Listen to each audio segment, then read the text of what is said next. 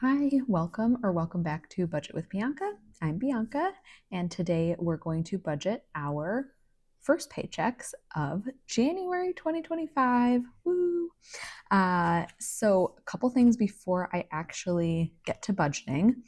I wanted to cover just a couple things, change a few things in my budget, which I know I did in a previous video, but I do change my budget a lot if I get inspired by different videos or different categories that I hear about. I like to just change it. I'm not scared to change my budget constantly. So the first thing I want to do is a reflection of the new YNAB method. There's no longer the 4 rules. You're just supposed to ask these 5 different questions, which I talked about in a previous video that I'll link below. And I did go ahead and change my next month category, which was previously Rule 4, to resilience. This is where I hold funds. So like the paychecks that we receive before I'm ready to like film these videos and budget, they go here. So I do want to change my true expense category. This was, I believe, Rule 2. And I'm going to change it over to, the new question is stability. So what larger future purchases are you planning on making? And for us, that's like our true expenses. All right. And then I wanted to change one more category name, and that would be, no, I passed it. Long-term goals. And I'm going to change that to creation. So right now I only have one long-term goal that we're saving for. This is my daughter's savings fund. We're putting in $1 for her age for each week. And I do have some long-term goals that I have hid for right now, so we're not funding them currently. We're not even looking at them. But when we're ready, we'll bring them back into that category. And then I've been watching Just Finance's videos, who I love them. And I commented that I thought I was going to add a pretty house category because I love having fresh flowers in the house in the summer. Not this past summer, but previous summers, I have grown flowers for cutting and just like making arrangements for my house. And I want to start doing that again. It is like the dead of winter. I think it's like negative degrees outside where I live right now. It's so cold. So I'll be buying flowers like from a grocery store for right now. But in the summer, I grow my own flowers to cut, and I will be doing that. So I was inspired by them. So I'll add a pretty house category. Sorry, I'm stealing the name. Hope you don't mind. And trying to find the flowers. Where are my flowers? There they are. All right. Excellent. Okay, pretty house category. And I'm putting it under my fund money because I'm going to fund that with my own fund money. I don't really want to take money out of our full budget for that. That's just something that I'll do if like I have extra money to spend and I want to. That's what I will do with it. All right. I did want to touch on one thing. I don't even think I've ever talked about it. But if you've watched any of my videos, especially my category overview where I went over every single one of my categories, you will have noticed that I don't have like an investing category. I don't have a Roth IRA category. However, I do have a 401k. Well, actually, it's a 403b because I work for a nonprofit, and I contribute 6% of my gross income to that. That is, I have it as a Roth, so it's deducted post taxes, and my company matches 3%. And then I also have a pension plan with my company. So for the first 5 years, I think they contribute 2.25%, something like that. That's an automatic deduction, and I am already fully vested in it. I've been working at my job for over 3 years, and that's the vesting period. And then I do have a Roth IRA that was a rollover from a previous job, but I'm not funding it currently, and I'm I don't plan on funding it for a while because the percentage that I'm contributing to my 403B is enough for us right now.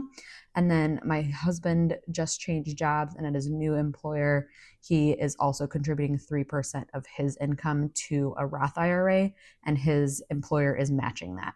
So that's why I don't have any investing categories. It's not a goal of ours right now. I feel we are more than contributing enough for retirement. And that's kind of a personal choice. We don't like to contribute too much to retirement. If I have extra, I plan on contributing it to like a brokerage account, not a tax. I'm sorry, not a retirement account at this point. And that's because I recently read the book Die with Zero by Bill Perkins. I'll link it down below. I thought it was very interesting and it really resonated with me. I'm not going to go over it in this video, but if you would like for me to review it, I can definitely do that. You can let me know down below. And yeah, I just feel very comfortable where we're at with how we're contributing for our retirement funds. So that's on the investing portion. The other thing I wanted to kind of mention, I was watching another YNAB Budget with Me video, and the person who was budgeting had mentioned that they liked seeing videos for YNAB Budget with Me's that were lower income. And I think that the majority, well, I wouldn't even say the majority, but most videos with YNAB Budget with Me's, I would say, are on, a spectrum. Of course, there's high budgets, high incomes and lower incomes. And the person had said that they liked seeing the lower income budgets because that resonated with them. And I think a lot of what we see right now is on the lower income side, which is, I think, excellent to see, because these people, their money they're putting it to work, like really hard at work. But one thing that I think is a big misconception in personal finance and budgeting is people with high incomes don't need a budget because they have enough money for whatever they want. And I think that is so not the case. I think that people with high incomes actually are the ones that need budgeting the most. Because if you can imagine, if you have, let's say, $25,000 sitting in a bank account, and you can just check that balance and say, oh, I have $25,000, let me just spend it on whatever I want. Well, that can be an issue. And even my friends in real life have told me, I mean, they know how much I make. Obviously, they can watch these videos. So they keep asking me, like, why do you need a budget? And I think it's because people with higher incomes absolutely need to have a plan for their money, because otherwise you could blow through it in 0.25 seconds flat. And so I will link a couple of high income earners, we'll say, YNAB videos below. So one that really comes to mind is Jeremy Schneider of, I hope I'm saying his last name right, from Personal Finance Club. He actually did a video with YNAB. He uses YNAB. He is sponsored by them.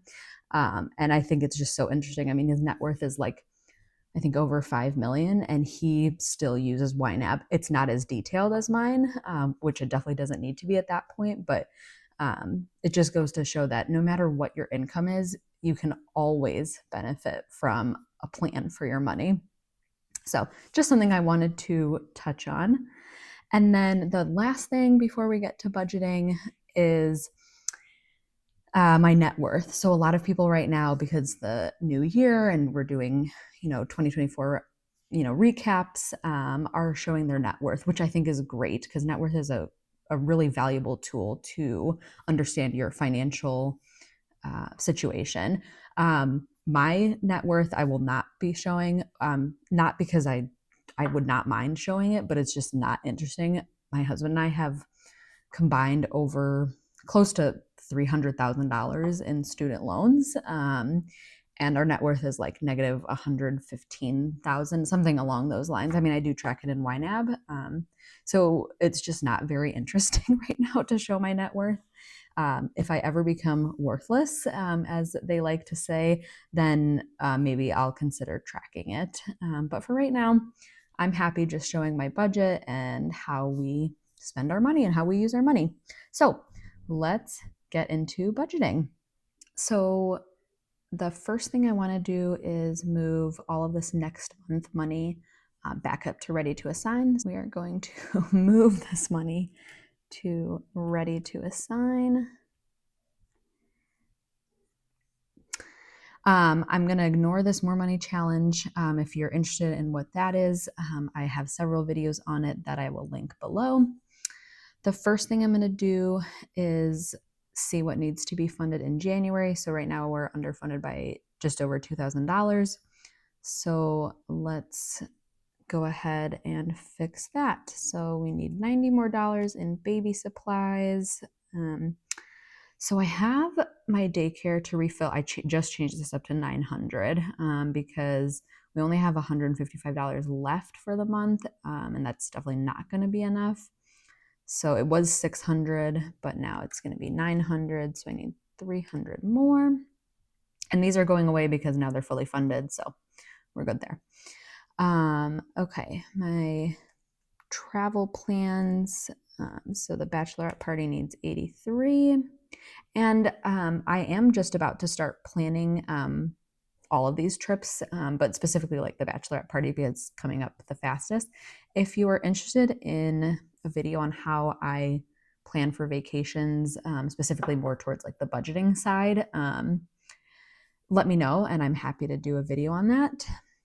All right, our June wedding trip needs $366.67.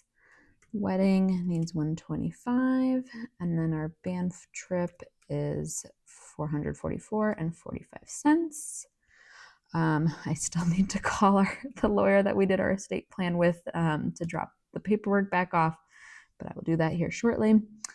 And then the YNAB subscription needs $3.75. My birthday needs $4.05, and family birthdays needs $19.98. All right. So the month of January is fully funded, and that was, so it's the middle of the month, so that feels really good. Just need to do a quick scroll through and see if there's anything that I need to add money to. Doesn't look like it, so that is excellent. I love seeing all the green. That makes me so happy. All right. All right, and then the next thing we will do is go into February, and we will start budgeting there. So I like to use the focused views, and so first I fund our needs. So we're underfunded by $6,000. We only have $3,000 to work with, so we're gonna fund, what we can. And the first thing I'm gonna do is focus on like bills. Let's see if I will be able to fully fund this. Okay, so you can see I can click this whole section and click underfunded, which I think I might do just because, I can sit here and type them all out. But there we go. They're all funded. All of our essential bills are funded. The next thing I like to do is fund the loan. So you can see that, this is $1,000 and we only have 572. So I'm going to have to pick which ones. And I'm going to pick the auto loan and do, $234.79. And my husband's loan comes out in the first, but we still have, our second paycheck, so we'll be able to fund that.